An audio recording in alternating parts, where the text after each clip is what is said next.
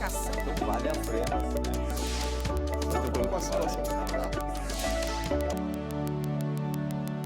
O câncer de próstata é o segundo tumor maligno mais comum nos homens. Representa 10% do total de diagnósticos da doença. Hoje nós vamos falar sobre os cuidados com a próstata e saber das novidades no diagnóstico. Eu recebo a doutora Kátia Leite, que é patologista. Seja bem-vinda aqui à Rede Alesp, doutora. Muito obrigada. Olá, doutora, essa é uma situação até comum entre os homens, mas ainda muito tabu. Eu queria que a senhora falasse um pouquinho sobre isso, né? E que é algo que precisa mudar, porque é uma doença muito perigosa, né? Isso mesmo. Então, o câncer de próstata é o tumor mais comum do homem, né? A neoplasia mais comum do homem. Se você tirar as lesões, os tumores da pele, né? Que são ocasionados pelo sol, etc., que são os mais comuns na população. Mas a próstata é o tumor mais comum do homem. Um homem em 6 vai ter câncer de próstata. E ele tem uma peculiaridade, ele é muito comum, né? Então um homem em 6, só que só um homem em 33 morre do câncer de próstata. Então muitos homens terão a doença no decorrer da vida, mas essa doença não vai impactar nem na quantidade de vida, nem na qualidade de vida do homem. Por isso que existe essa complexidade. Então é um tumor muito comum, né? Você tem os fatores de risco que são importantes que a população conheça, que são a história familiar, que é importantíssima. Então, se você tem a história familiar de câncer de próstata na família, quanto mais próximo o parentesco, maior esse risco. Então, um irmão, o pai e um tio, etc. Então, esses agregados familiares, é importante você conhecer esse histórico familiar e algumas outras coisas, predominantemente a raça. Então, os negros, eles têm mais câncer de próstata e um câncer de próstata que tende a ser mais agressivo também. Então, todo mundo tem que saber que existe esse risco. E como ele é tão comum, um homem em 6 vai ter o câncer de próstata, a gente tem que procurar esse tumor, que é o que a gente fala do rastreamento. Só que o rastreamento tem essa problemática. Se você tem, ele é tão comum, só que ele vai ser significativo do ponto de vista clínico para aquele doente, ele vai impactar na vida dele, 1 em cada 33 só. Então, como é que a gente vai distinguir no diagnóstico, quando a gente fizer o diagnóstico de câncer de próstata, aquele indivíduo que vai ser ou não tratado, né? Então, esses são muitas perguntas a serem respondidas no câncer de próstata. Primeiro, é buscar o câncer de próstata, que é o rastreamento, né? Se vale a pena você rastrear e buscar o câncer de próstata, porque depois que você rastrear, você vai fazer o diagnóstico e depois de fazer o diagnóstico, você vai ter que escolher um tratamento, né? Então, essas são todas as etapas que você tem a discussão. Em relação ao rastreamento do câncer de próstata, que é feito a partir do PSA, né, que é o exame feito no soro, então é a detecção desse antígeno específico da próstata no soro, e o exame clínico, que é o toque retal. Esse que a senhora falou do soro é o exame de sangue normal, que é o PSA, a identificação desse marcador. Certo. Então, se você tem uma suspeita de câncer de próstata, né, tanto pelo toque retal quanto pelo aumento do PSA, você vai ter que fazer um diagnóstico do câncer de próstata. E nesse momento entra a biópsia de próstata, que é o único método que você vai ter o diagnóstico do câncer de próstata mesmo, que é a biópsia de próstata. Só que a biópsia de próstata, ela não deixa de ser um procedimento agressivo, né? Que você tem que colocar agulhas, né? A maneira mais comum de fazer, então, é através do reto, você coloca um transdutor e você coloca uma agulha e você vai tirar fragmentos da próstata através do reto. Certo. Porque ele é um órgão que fica em contato com o reto, principalmente a porção posterior dele, que é a mais afetada pelo tumor. E, então, o que se tenta é diminuir o número de biópsias, porque é um procedimento agressivo. Você vai fazer ali, você vai tirar 14, 18, 20 fragmentos, né? Isso você pode ter complicações, principalmente a infecção e o sangramento, né? Então, o que se busca também é quem deve ou não ser biopsiado. Será que a gente deve biopsiar todo mundo, né? Então, essas são as duas perguntas. Em relação ao rastreamento, voltando um pouco para trás, existiram dois trabalhos muito bem desenhados e muito grandes, né? Um nos Estados Unidos e um na Europa, se valeria a pena fazer esse rastreamento mesmo, se vale a pena você buscar o câncer de próstata. E o mais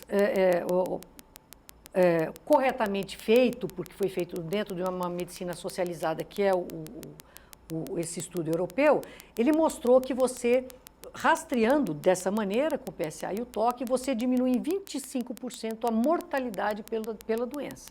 Então, vale a pena você ir atrás do câncer de próstata. Nos Estados Unidos, ele foi um pouco contaminado e os números não foram tão evidentes assim.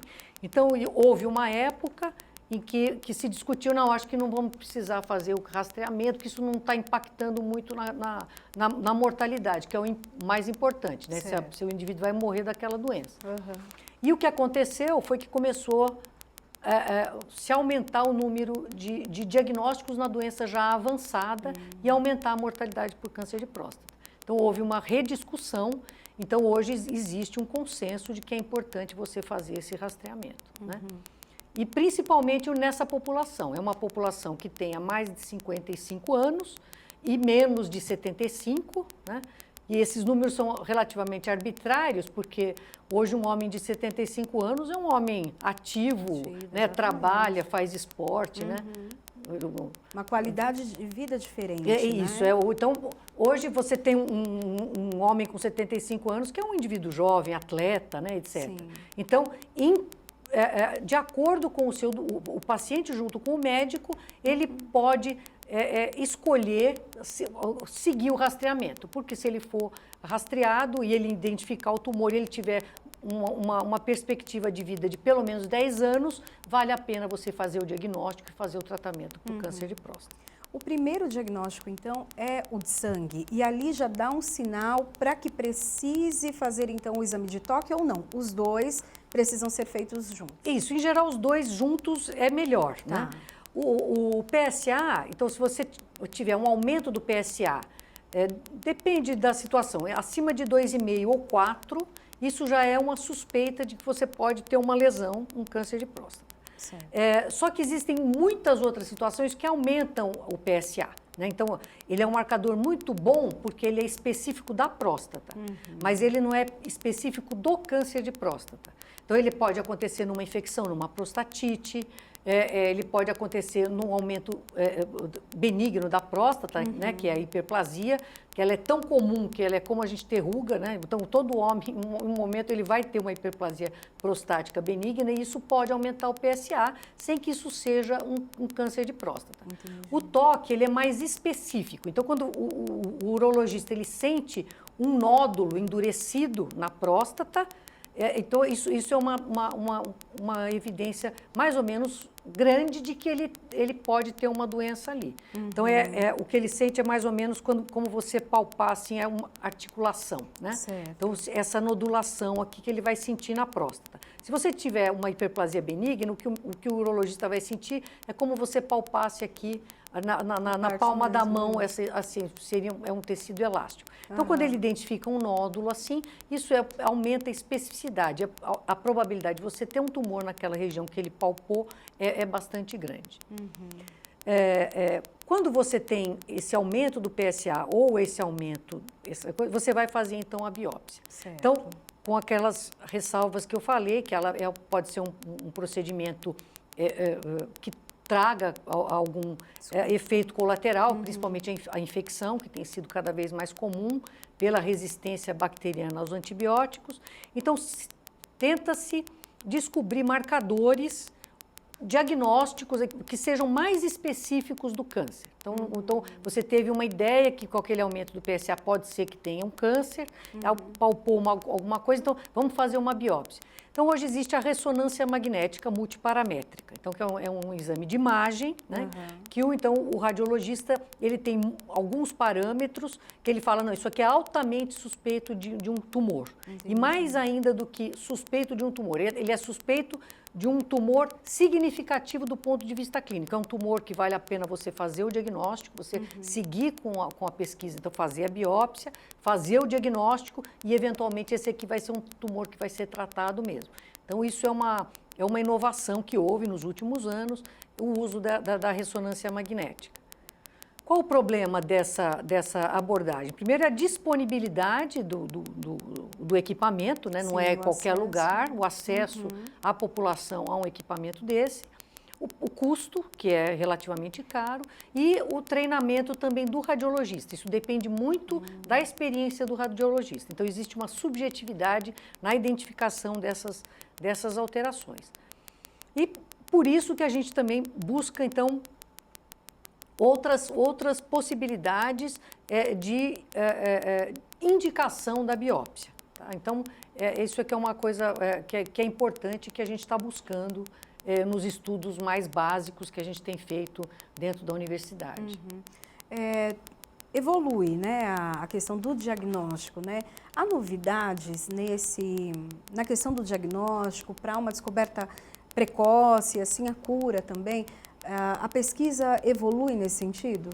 Então, existe uma força muito grande, né, da comunidade científica e principalmente dos indivíduos que estão ligados, né, à patologia, à urologia, à oncologia e à uropatologia. Hoje a oncologia e as especialidades elas estão muito subespecializadas. Né? Então, você tem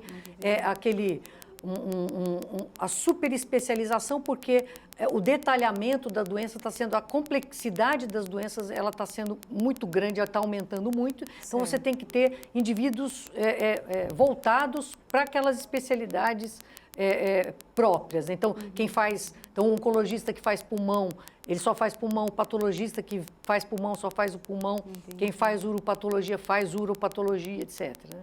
Então, é uma coisa está ficando cada vez mais complexo e cada vez mais bonito, né?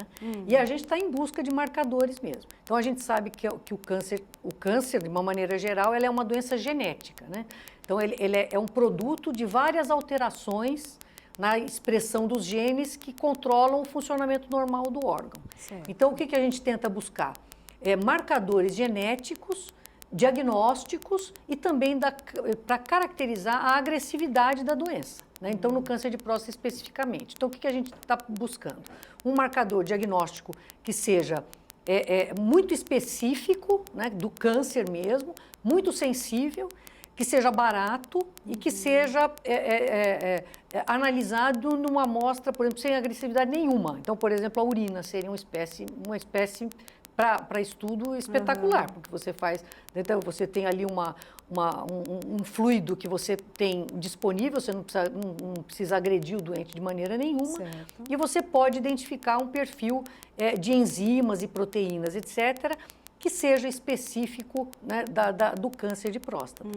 E, então, esse seria um marcador diagnóstico. Já existe esse exame? Existem alguns, comercialmente disponível, existe um que chama PCA3. PCA3, então, na realidade, é uma sequência genética, é um gene, mas ele não codifica uma proteína, é um RNA, então é o caminho para virar uma proteína, né? Então, você tem a codificação no gene, aquele gene é lido, quem lê, então ele faz um RNA e daquele RNA vai virar uma proteína. Esse PCA3 ele não se transforma em proteína, mas ele é um RNA.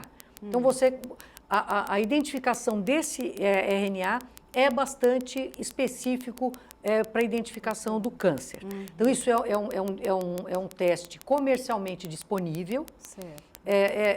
Mas ele é relativamente difícil de fazer, porque o RNA ele é degradado, né, de uma maneira muito fácil. Né? Então, se você faz aquela urina, você tem que ter um fluido ali específico, um fixador específico para manter a integridade do RNA, e também ele é pouco disponível, a disponibilidade dele também não é tão grande.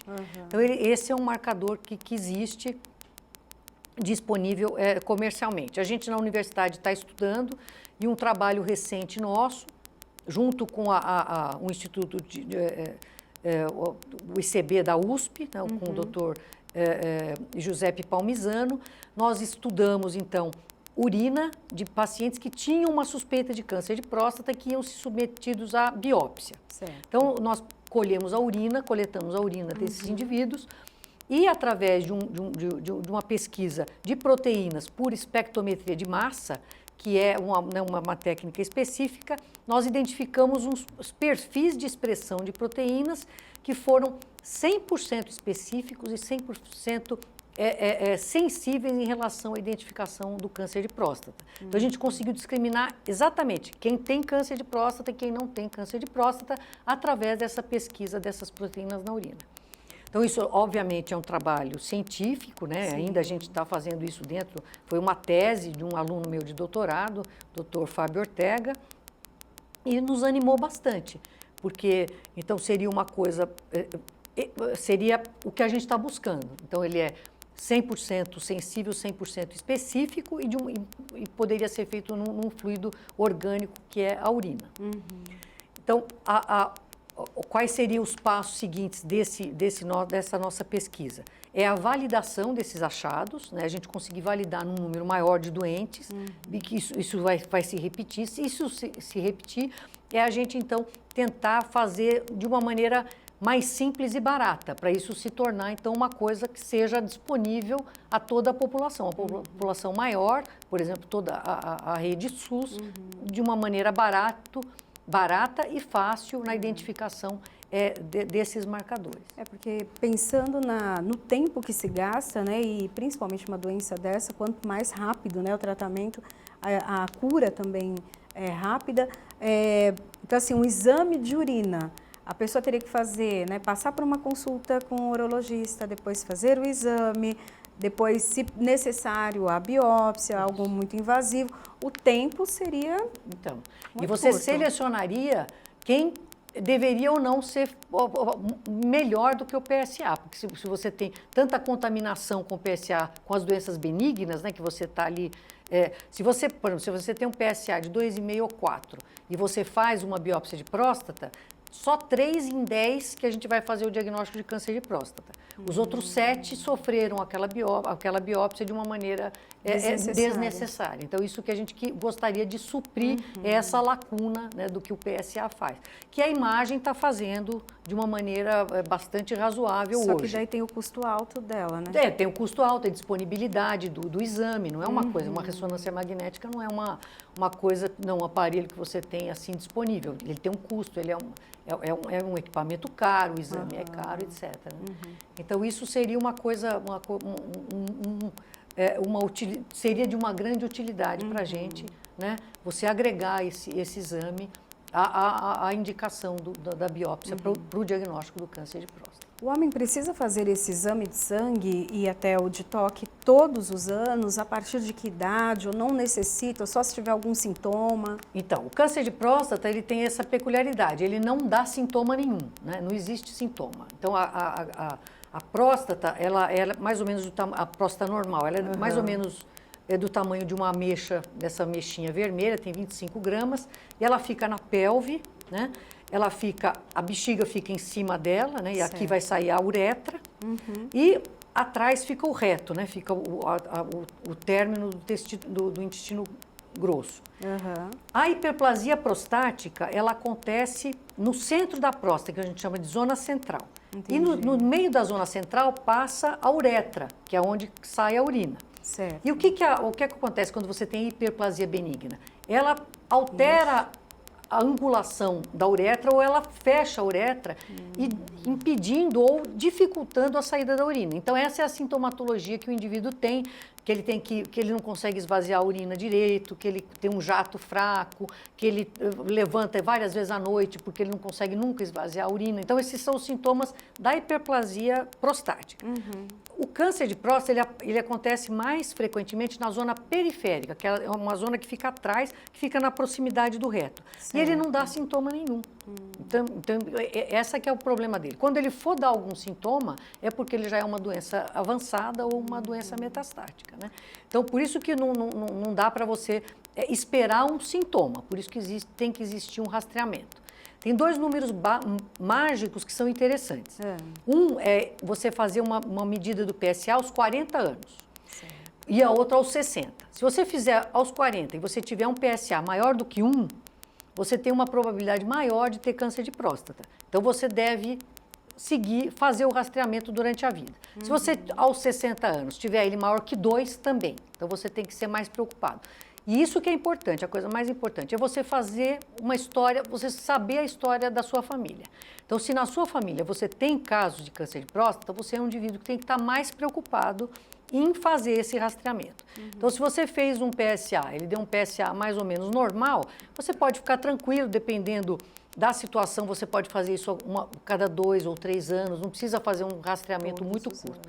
Se você tem uma história familiar forte e um PSA que seja maior do que 1 aos 40 anos, e que você vê que existe uma subida lenta e gradual desse PSA, você é um indivíduo que tem que ficar mais preocupado. Então, uma visita anual ao seu urologista seria bom, até o geriatra, etc., fazer esse segmento, seria uma coisa interessante fazer.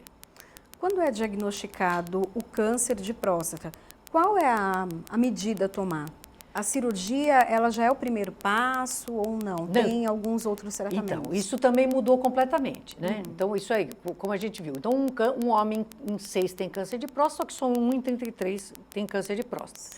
Então, quais são esses homens? A primeira coisa, você fez a biópsia, o que a gente vai ter são as informações da biópsia. Elas são fundamentais para a decisão terapêutica. Certo. Então, o que a gente olha lá? A gente olha o grau de diferenciação do tumor. É quanto mais ele se aproxima do tecido normal, né? E isso existe uma graduação, que a gente chama, quem fez foi o Donald Gleason, que foi um patologista, então existe esse score de Gleason. E esse score de Gleason hoje, com as modificações todas, desde a publicação dele na década de 60, 70, ele vai hoje de 6 a 10 só, não vai mais de 2 a 10 como era no passado. Sendo o 6 o mais bem diferenciado e o 10 o menos diferenciado. Certo. Hoje também nós patologistas fizemos uma nova graduação, que é da Sociedade Internacional de Uropatologia, que é a ISUP, né, International Society of Urological Pathology, e ela vai de 1 a 5, e ela mais ou menos se compara com o score de Gleason, que vai de 6 a 10. Os indivíduos que têm um score de Gleason 6, ou ISUP 1, que é aquele tumor super bem diferenciado, né? A gente fala que é bonitinho, que é bonzinho, e o doente às vezes que faz o diagnóstico, ele fica ofendido, né? Que é bonitinho, é bonzinho. Não é, é um câncer, eu estou com câncer, né? Então ele não é nem bonitinho nem bonzinho, mas esse é um câncer bonitinho e bonzinho. Então esses indivíduos, um tumor dessa graduação pequeno, então você fez uma biópsia de próstata, ele apareceu em 1, 2 fragmentos só, e uma parte do fragmento, das 12 biópsias que você fez. Certo. Esse indivíduo, ele não precisa ser tratado imediatamente. Então, é uma conduta que a gente chama de active surveillance, ou vigilância ativa. Ele não pode sumir, né, desaparecer do médico, do urologista, oncologista, etc. Não, ele tem que ser acompanhado. Mas esse tumor, ele vai ser acompanhado e ele não precisa ser tratado imediatamente. Eventualmente, ele nem vai ter que ser tratado durante a vida. Se ele se manter assim, né, sem aumento do PSA, sem aumento mudança dessas características que a gente vê na biópsia, ele não precisa ser tratado. Mesmo que seja Mesmo maligno. que seja um câncer mesmo. É um câncer, está lá diagnosticado. Então, é um adenocarcinoma de próstata, Gleason 6, ISUP 1, presente em 2 fragmentinhos. Então, ele pode ser manejado dessa maneira, do Active Surveillance. Isso aí já é uma conduta... E é uma coisa bem consolidada, é assim mesmo, e essa é a primeira coisa que o urologista oncologista vai falar para o doente. Então, nós não precisamos tratar agora, nós vamos seguir. Quando você tem essa conduta, mais ou menos metade dos pacientes, um momento, vai ter que ser tratado.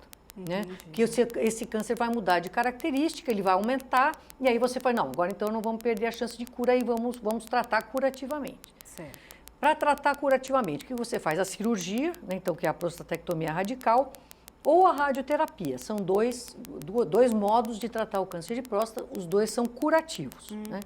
Então, aí existem as opções da cirurgia, das técnicas cirúrgicas, então, que também depende tanto da experiência do cirurgião quanto da disponibilidade que você tem desse tratamento. Pode ser a cirurgia robótica, pode ser a cirurgia aberta também. Certo. Então, as duas vão ser curativas, e isso vai depender. Então, tem os médicos que são especializados em fazer a cirurgia robótica e tem aqueles que são especializados em fazer a cirurgia aberta. O resultado é o mesmo, né? Não é que a gente fala robótica e vai ser tratado por um robô, então vai ser uma coisa super especial. Não. Acho que é um pouco menos invasiva a robótica ou não? Porque ela não faz uma incisão na parede, então parece que a recuperação é um pouco melhor, um pouco mais rápida. Certo. Mas do ponto de vista de curabilidade é o mesmo resultado. Você tem também as opções da radioterapia, e assim, quanto mais avançada a técnica de radioterapia, mais eficiente ela vai ser e menos efeito colateral ela vai causar.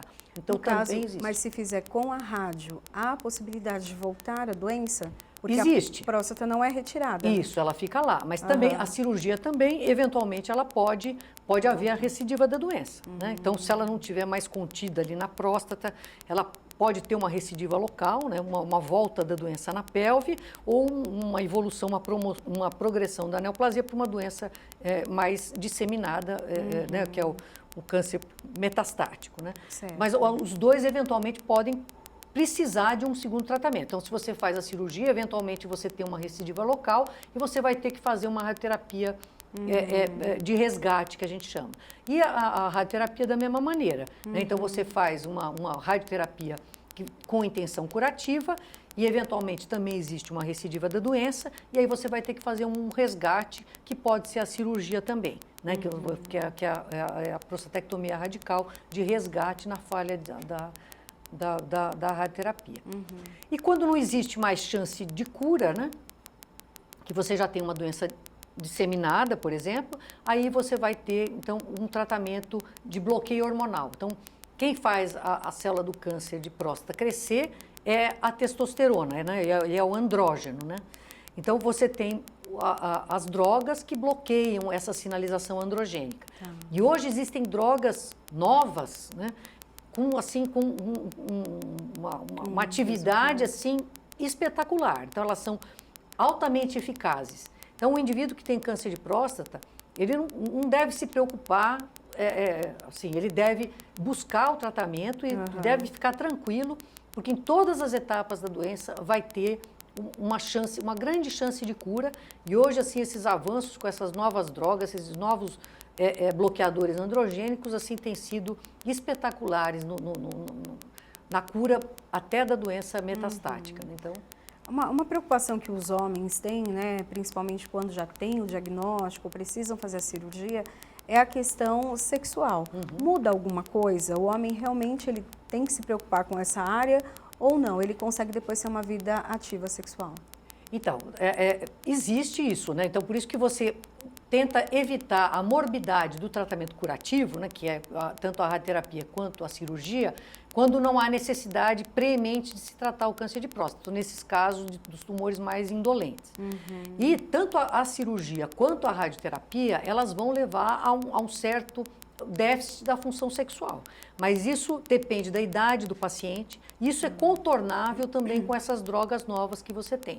Né? Então, hoje existe uma série de drogas, né, que você consegue utilizar, até fisioterapia, etc., no pós-cirúrgico, durante o tratamento radioterápico, que vão diminuir essa deficiência, né, essa disfunção erétil, que é uma morbidade da doença. A pior morbidade, que seria a incontinência urinária, né, que é a perda involuntária da urina, isso é muito raro hoje em dia. Então, com essas técnicas cirúrgicas mais delicadas, muito mais precisas, isso ficou muito menor, né?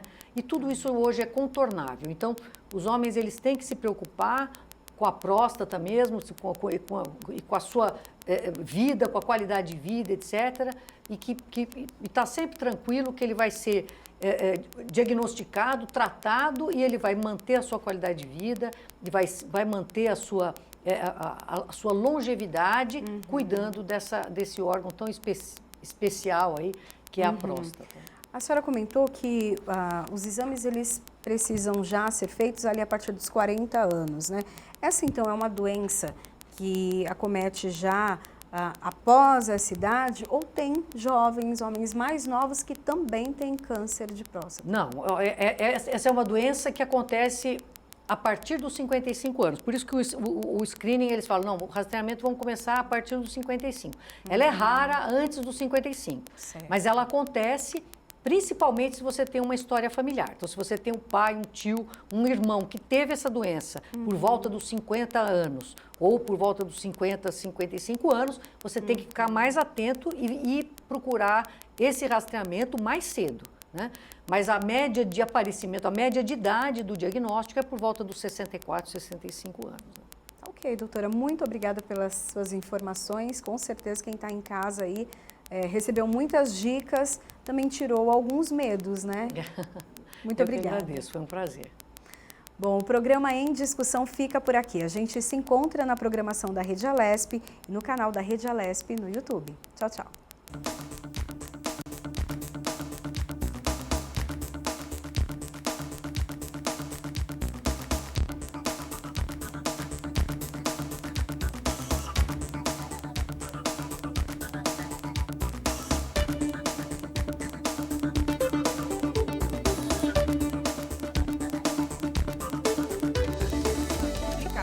Vale a pena. Eu tô com a situação.